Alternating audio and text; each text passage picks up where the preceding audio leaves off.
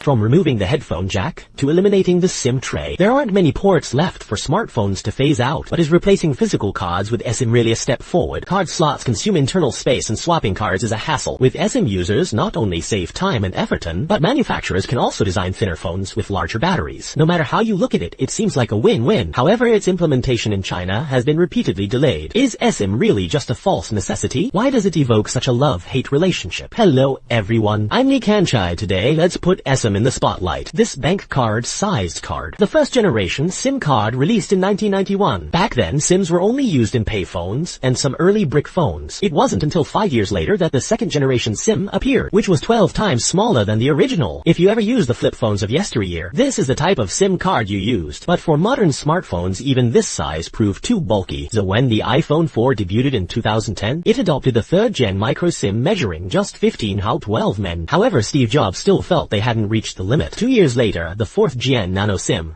we use today was finally introduced. This version measures only 12.308 mm date, with the thickness optimized down to 0.67 mm, becoming one of the standout design feats at the iPhone 5 launch. So why was Apple so fixated on shrinking the SIM card? It's all about saving precious internal space, allowing for thinner designs and higher capacity batteries. But even with today's smallest SIM trays, it still occupies about 16 mm larger than a thumbnail. It wasn't until 2016 that the SIM was successfully integrated onto the motherboard. This is eSIM, which significantly reduces the space required, shrinking to just 6.5 mm.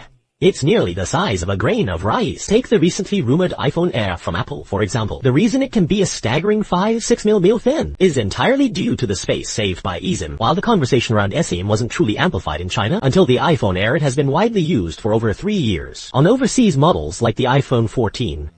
But is it really as convenient as people say? And how much of an impact will its adoption have on use? First, it's much more convenient for those who frequently need to change phone numbers or data plans. For instance, the iPhone Air can store up to 8 eSIM profiles, allowing you to use 2 simultaneously and whenever needed, switch between them with just a few taps in the settings. This eliminates the forced necessity of carrying multiple phones. It's also a game changer for travelers who frequently fly between different countries. If your phone supports eSIM, you can go online in advance, and based on your travel duration and data needs, purchase the corresponding eSIM plan. The moment the plane lands, you can activate the plan right from your seat tape and connect to the local network. You won't have to worry about finding a place to buy a SIM card if you arrive at midnight. Moreover, switching numbers has become much easier. Without visiting a service center, you can switch carriers directly on your phone, instantly switch to a local plan when abroad, and never worry about being ripped off by shady airport shops again. What's more, you don't have to fear losing a physical card or having nowhere to get a replacement with eSIM. A remote one-click freeze is all it takes. Now, if you're planning to buy an eSIM-compatible phone, what should we keep in mind? In early September, China Unicom released the 2025 edition of its 5G AI Terminal White Paper. It provides a detailed breakdown of the business models for eSIM. First, 5G smartphones that support eSIM must be pre-installed with standard domestic eSIM certificates. This means only domestic smartphones can use eSIM services from Chinese carriers. Foreign models lacking eSIM certificates issued by domestic authorities will not be able to use domestic eSIMs. This spells trouble for those planning to buy overseas versions. Additionally, domestic eSIMs feature precise GPS positioning and prohibit cross-border card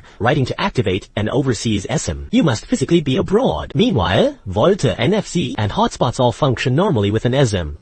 Furthermore, we've reached out to our contacts at the carriers to verify some questions you might have. eSIM supports one number, multi-device, allowing up to 4 devices to be logged in simultaneously. Also, switching between eSIM and physical SIM cards is fully supported. If your phone is lost, you can request a replacement eSIM or freeze the service. Note that your first eSIM activation requires a visit to a service hall. After that, you can use remote provisioning via the app with just a tap. We've covered the benefits, but are there any drawbacks? Yes, primarily regarding security. Since an eSIM is a digital file, it is generated on a cloud platform and then downloaded to your phone over the network. This means the cloud platform stores a vast amount of eSIM data, such as user info and keys. If the interface suffers a phishing attack, those files could potentially be stolen or misused. It is precisely due to these security risks that domestic eSIM adoption is currently being rolled out in stages. China Unicom has been the most proactive in this sector, having already certified its eSIM official account ahead of Apple's launch event. Once the iPhone Air is approved for release, users can visit offline service centers to activate and use it. Meanwhile, China Mobile Mobile and China Telecom are also essentially ready. They are expected to phase in the service before long. In a sense, this provides the carriers with a bit of a buffer. But the trend is irreversible. By the end of 2025, global SIM smartphone connections will reach 1 billion, while the exact domestic launch date for the iPhone 17 Air remains unknown. If we don't keep pace now, we might end up being exploited by the market once again, much like how Nokia stubbornly clung to the Symbian OS, only to be buried by the very smartphones it helped pioneer.